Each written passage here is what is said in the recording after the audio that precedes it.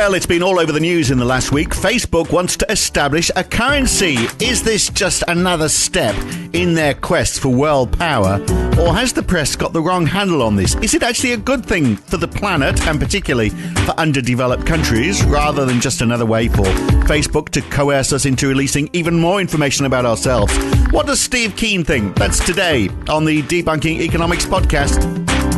So Facebook recently announced they were going to launch a global digital currency by the first half of 2020. It's going to be called Libra, and like the tampons, and it's going to be run by a company. I like the star sign too. Or the star sign. It's going to be run by a company in Geneva with partners including MasterCard, Visa, Uber and Vodafone. You can find out more about it, including white paper on how it's all going to work at Libra.org. So, Steve, I mean, on the one side, it sounds like a grab for power. I mean, Facebook's got 2.4 billion users. Imagine if they controlled a currency as well. Just imagine how much power that would give them. Mm-hmm. But if you read the Libra website, their focus, at least for now, is to provide access to finance and banking for the 1.7 billion adults, they say, who have no access to a bank. And 1 billion of them do have access to a phone, not necessarily a smartphone, but they have access to a phone of some sort. So, I mean, on that basis, and given that Facebook is just one of many partners, maybe this makes it a noble venture rather than something we should be concerned about. Yeah, it's an intriguing one because there's so many elements where you can see the initial reaction is, ugh, like Facebook, ugh. Yeah, which is the angle the press has taken without, making the point that I've just done, which is their core reason for being. Well, I mean, the idea that the Libra Foundation or that they're part of it, you don't want Facebook in control of the data. So what do? They've got a thing called Libra, currently with 28 members, intention to start with 100 when it launches. Each has got to put in 10 million of their own cash to establish it. So it's a bit like, in that sense, it is a bit like forming a bank or raising initial equity capital. And they've only got one vote. And, of course, they might have a lot of influence, but some of the other people voting include PayPal, Visa, et cetera, et cetera. So, you're not talking a giant amongst minnows. You're talking a giant amongst giants. So the possibility of Facebook dominating Libra in the way people are talking about Facebook bringing out this currency, they've addressed that. And this is what I find quite... It's taken me back a bit because, well, they have for now. Pardon? It has for now. That's what happens. Yeah. But it's addressed most of the things you'd worry about with the cryptocurrencies or Facebook being involved have been addressed here, and that's what's remarkable, that they really have sat down and thought, okay, what are people going to object to? How can we address that? And the way they've addressed it is not just paper mache. It's a serious addressing of it by, in the case of the Libra Foundation, them having only one vote. And like in terms of cryptocurrencies, the other extreme, one of my gripes about cryptocurrencies, as you know, is that the most popular one, Bitcoin, allows something of the order of 7 transactions a second across the globe, which, it wouldn't even cover the shopping centre that I live near. Yeah. Whereas the Libra is 1,000 a second. Yeah, and hugely energy intensive is the other problem, of course, isn't it? As well with a lot of blockchain. But I mean, the idea is, we spend a lot of time on this podcast, talking about the ills of the finance sector.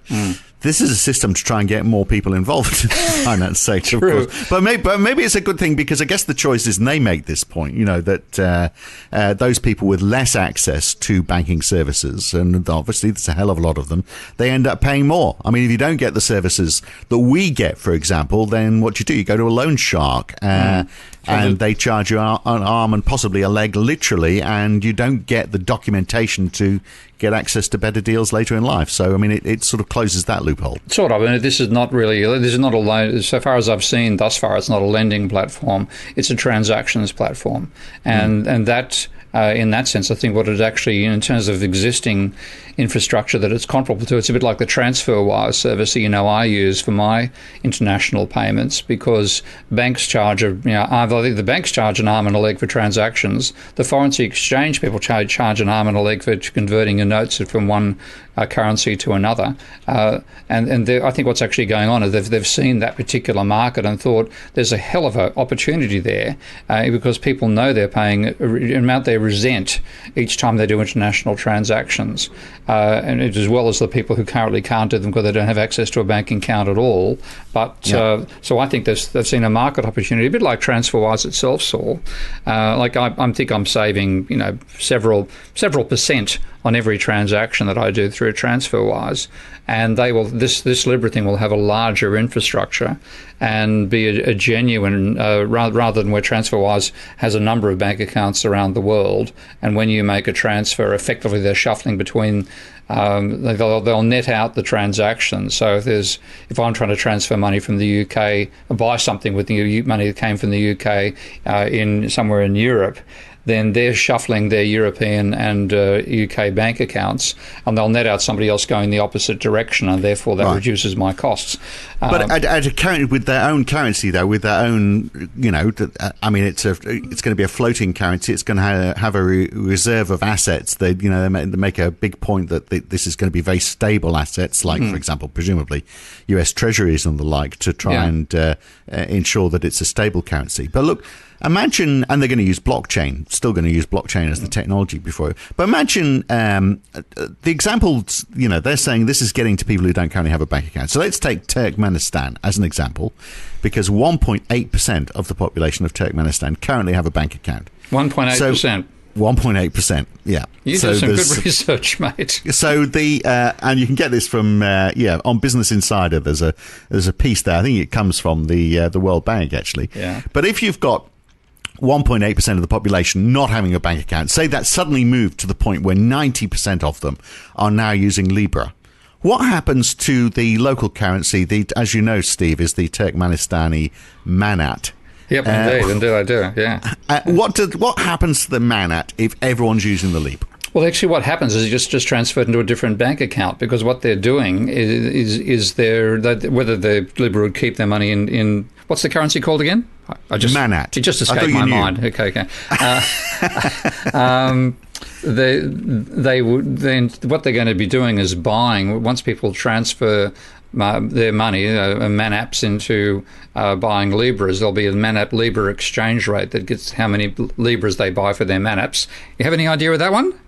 No, well, who knows what it's going to be? It's going to be, it's going to change all the time. But I mean, that's the point, isn't it? If the manat is, what control does it give the central bank if no one's using the manat and everyone's using the Libra, and becomes the dominant currency in the country? Well, it's a question of how much gets converted. If I'm trying to imagine how this would actually be done, because you'd have an electronic currency that people would be transferring out of their bank accounts. Now, but what you're saying is 98% of the population doesn't have a bank account. So if they're going to buy Libras, they've got to convert physical Manaps. Imagine they're using a currency, physical Manaps into Libra, which means they've got to take them to a bank, put them in the bank and say, I want this put into a Libra account, and get a receipt back that effectively means they are now recorded having that many Libras. So they've still got to fundamentally go through a bank to be able to take advantage of that. Or do they say, well, look, I haven't got a bank account right now. I'm sort of like living in a cash economy, but I'm going to start selling stuff. I might start selling Turkmenistani jumpers, and I'm going to sell them internationally. And take Libras in payment. Facebook Market, and take Libras as the payment. So I've completely sidestepped the local currency in doing that. I may never use the local currency if I can use the Libra for everything I need. Yeah. So it becomes a second currency operating inside national boundaries where there isn't an extensive banking system. It becomes a first currency, and that's my point. What happens then? What control does the central bank have? They could say, "Oh, look, we need to issue more currency," but they can't because everyone's using the Libra. They have no control over their economy. Well, with 1.8% of the population using bank accounts, it's, everybody else is working in a cash economy. So if you have people buying and selling Libras and using, at the moment, if you're in a cash economy with that currency, which is not accepted anywhere else on the planet, then you certainly can't engage. But if you suddenly, as you say, if you can market stuff and say, I'll take this in Libras, and then people use the Libras for local payment, then you drastically change the economy of those countries. That's true. Now, you may have thought that is all that can possibly be said about this new currency, supposedly new currency from Facebook and others, but no! We talk for another 20 minutes on this, and you can hear it all in the full version of this podcast. To listen to the full version, you need to subscribe at debunkingeconomics.com or become a supporter of Steve Keen on Patreon. Go to patreon.com/Prof. Steve Keen. If you become a supporter of his and you pledge $10 or more per month for his work redefining economics, all for a good cause, then you get access to this and all the other podcasts in this series. I'm Phil Dobbie. Hopefully you'll do that, and we'll see you back here for another one with Steve Keen very soon. Thanks for listening.